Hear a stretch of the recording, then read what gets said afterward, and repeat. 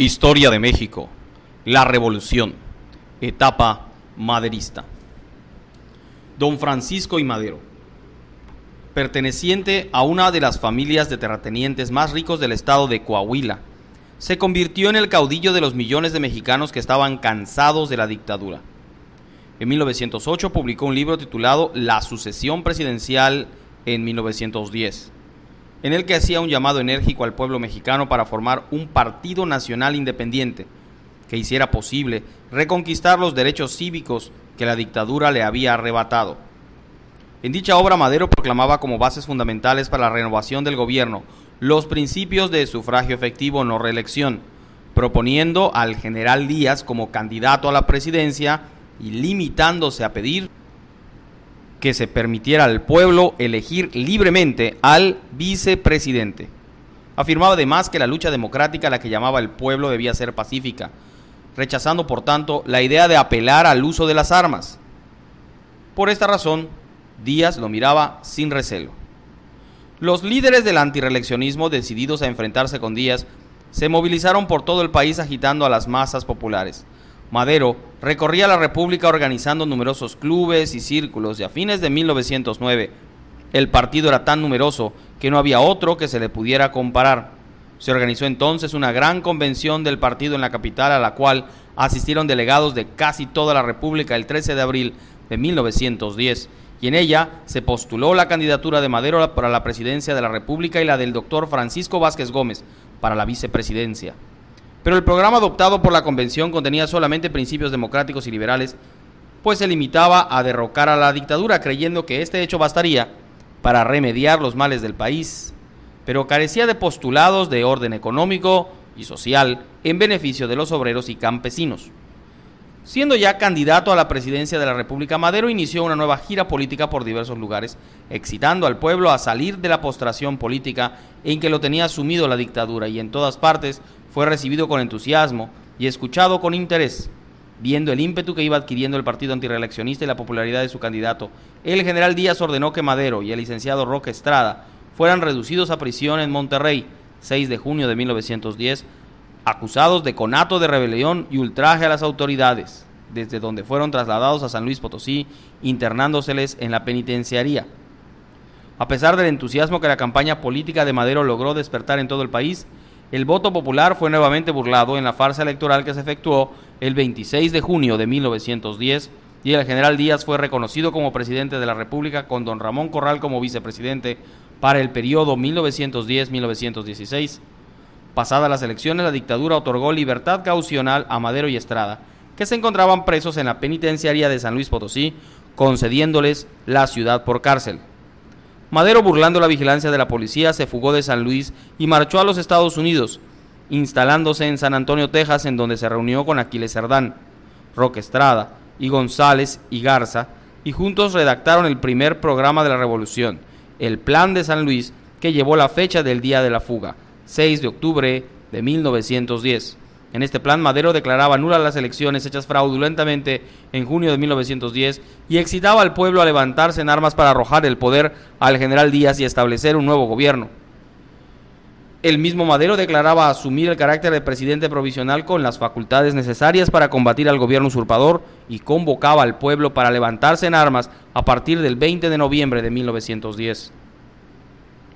Estableció el principio del sufragio efectivo, no reelección, y marcó los postulados que habrían de ponerse en práctica al triunfo de la revolución. Y para ganarse el apoyo de los campesinos, el Plan de San Luis planteaba también en su artículo 3 la cuestión de las tierras, la restitución de las que habían sido despojadas a los campesinos o la indemnización por los que hubiesen pasado a terceras personas. Aún antes del 20 de noviembre de 1910, ya en varios estados de la República, algunos miembros de los partidos liberal y antirreeleccionista se habían enfrentado a los candidatos de la dictadura en las elecciones locales y hasta habían tomado las armas contra la imposición. La propaganda revolucionaria se extendió por todo el país, reconociendo como jefe del movimiento a Madero, y contaba con numerosos adeptos. Entre los principales se encontraba Aquiles Cerdán, que era uno de los más entusiastas propagandistas de las ideas democráticas en Puebla. Cerdán, en unión de su familia y de algunos amigos, trabajaba activamente para reunir algunos elementos de combate, cuando fue mandado a prender por orden del gobernador del estado.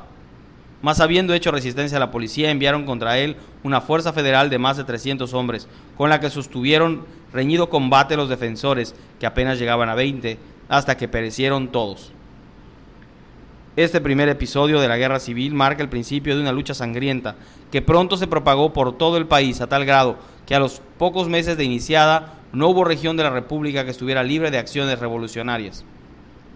Inmediatamente después de haber lanzado su proclama revolucionaria, Madero volvió al territorio nacional, entrando por el estado de Chihuahua, que llegó a ser el foco de mayor importancia para la revolución desde su principio, 20 de noviembre de 1910, hasta su triunfo completo, mayo de 1911. A instigación de Abraham González, se sublevaron algunos centenares de indios en la sierra de Chihuahua. A la cabeza de los rebeldes aparecieron jefes que resultaban hábiles y valientes guerrilleros, como Pascual Orozco, José de la Luz Blanco y Guillermo Vaca. Todos ellos eran trabajadores que se lanzaron a la lucha por los actos de injusticia y opresión de que eran víctimas. Al mismo tiempo hubo levantamientos de indios, campesinos, rancheros y mineros que seguían el llamado de la revolución en todo el país, en Yucatán, Tabasco y Veracruz, en Puebla, Oaxaca, Guerrero y Michoacán, en Durango, Coahuila, Sonora y Sinaloa. Viendo el general Díaz el gran incremento que iba tomando la revolución maderista, pretendió desde luego dominarla por medio del terror, pidiendo al Congreso que expidiera una ley por la cual se suspendían algunas garantías individuales en marzo de 1911. Con tal motivo, las aprehensiones se multiplicaron, las cárceles se llenaron de reos políticos y comenzó la caravana de antireeleccionistas hacia los Estados Unidos, a donde iban para recibir instrucciones de Madero. Por último, en vista de que el malestar del país aumentaba y con la esperanza de que tal vez mejorara la situación, todos los ministros renunciaron el 24 de marzo de 1911 para permitir las reformas que Díaz consideraba en esos momentos de crisis. En su mensaje del 1 de abril, el presidente hablaba del estado delicado por el que atravesaba el país a causa de la revolución y proponía que se iniciaran varias reformas para satisfacer a la opinión pública, contándose entre ellas una ley que establecía el principio de no reelección, con lo cual creía aniquilar a la revolución, pero fue enteramente contraproducente porque no hizo más que dar aliento y adeptos a los sublevados, pues con dicha ley justificaba la rebelión, la cual se había extendido por todo el país. El grito de los revolucionarios del norte pidiendo sufragio efectivo y no reelección fue secundado por los labriegos del sur, víctimas de la codicia de los grandes terratenientes clamando tierra y libertad. Un campesino mestizo, Emiliano Zapata, que había sido víctima y testigo de los atropellos e injusticias que se cometían con los campesinos surianos, fue el primero que secundó el movimiento revolucionario en contra del gobierno de Díaz. Este movimiento, encabezado por Zapata, tenía por principal propósito el restituir a los campesinos las tierras de que habían sido despojados en diversas épocas y dotar de ellas a quienes jamás las habían tenido.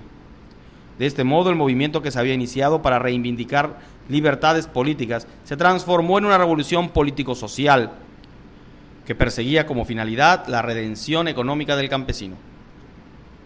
Los combates entre los revolucionarios y los soldados federales fueron varios y sangrientos, pero la toma de Ciudad Juárez, Chihuahua, el 10 de mayo de 1911, por las tropas rebeldes de Pascual Orozco y Francisco Villa, fue el golpe decisivo que determinó el triunfo de la revolución.